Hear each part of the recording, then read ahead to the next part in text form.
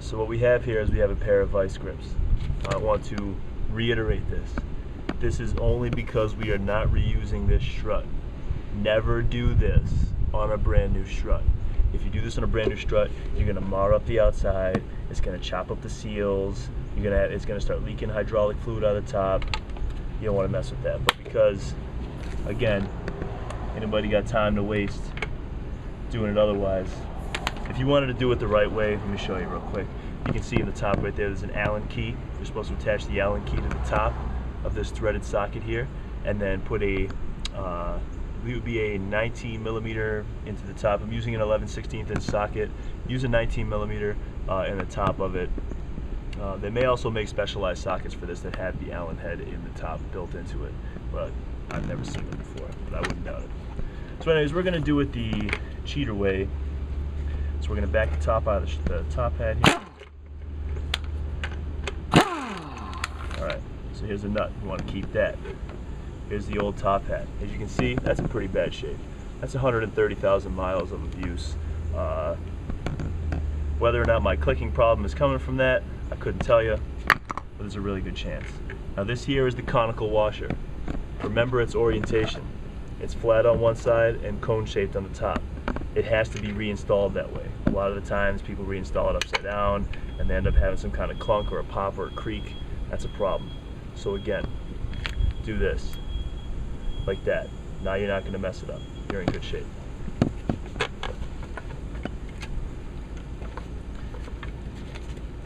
Alright, the spring top itself is kind of up against the compressor. So whether or not I'm going to get that off, I don't know. There we go. Now we have the rubber boot, and then we can remove the strut itself.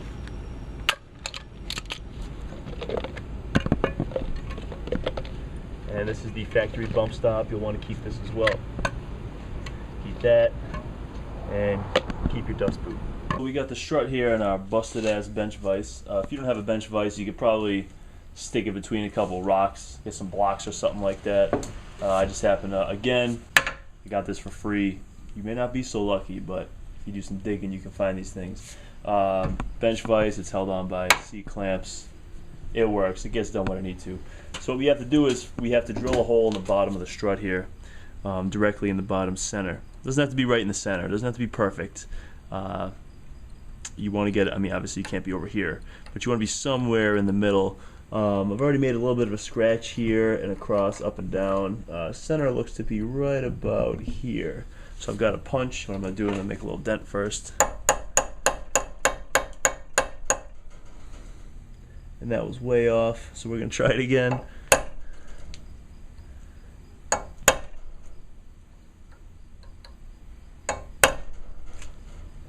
Alright, right there looks pretty solid. We'll take our drill. Alright, so we are going to drill out this center mark that I made. Looking at it now, it's not exactly center, but it's close enough. Now when you do this, there's going to be a lot of fluid that's going to pour out. I put this bucket down here, but I'm going to be honest with you, I don't know if it's all going to get in the bucket. If it doesn't, whatever, no big deal. We'll clean it up.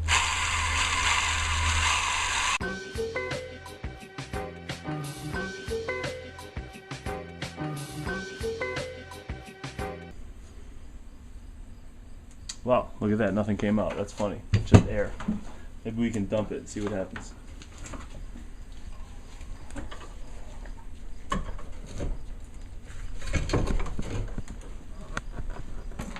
There we go.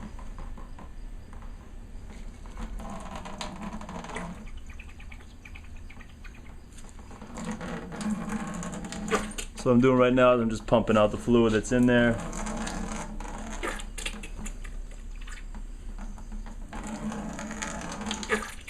Because we don't need any of that. We're putting a whole new cartridge on the inside of this. None of this is necessary.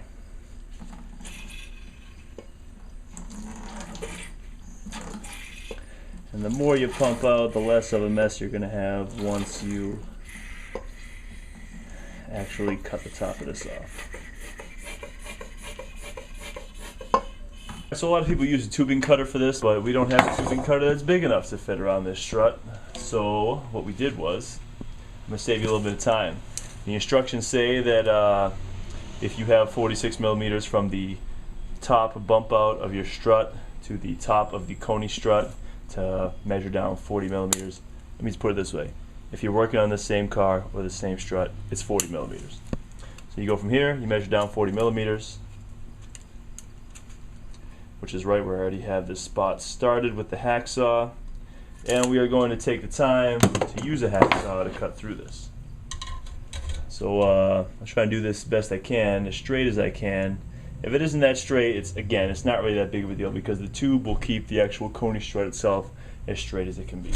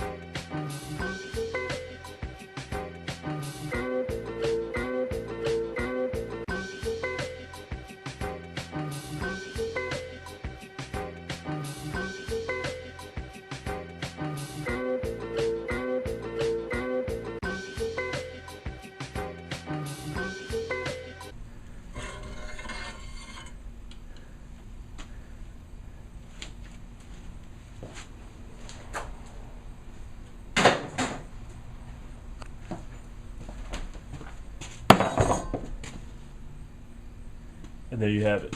So took a little bit of elbow grease with that method, but in the end, get a halfway decent cut here. I'm pretty sure it's not straight because, you know, I did it. So what we'll do is we can deburr the inside of this with any type of, you know, long-handled anything that you have. Let me get a file.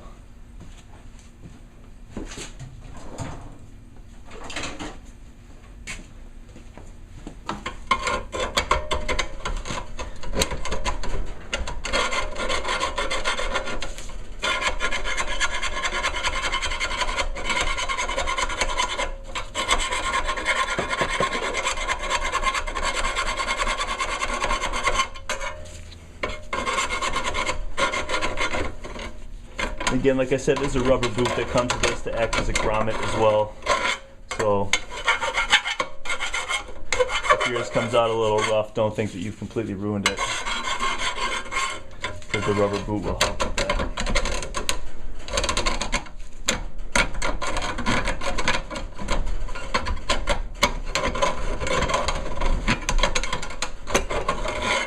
And there you have it. Alright, we've got our rubber sleeve on this side. Strut itself will slide down into the cylinder. As you can see, it's got these tabs on here. They'll stop right at those tabs.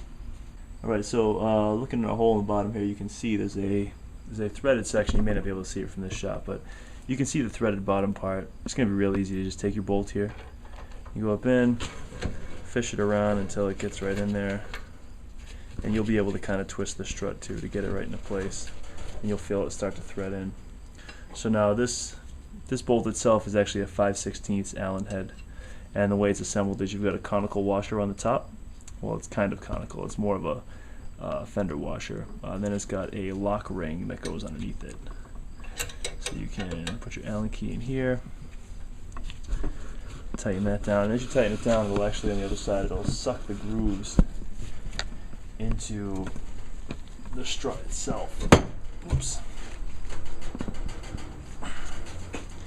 So you want to keep tightening until it bottoms out. It actually states in the instructions to use 55 pound-feet if you're using a torque wrench, but I don't really have a torque wrench. Actually, I do have a torque wrench. I'm just going to tighten this until it bottoms out and it'll be fine.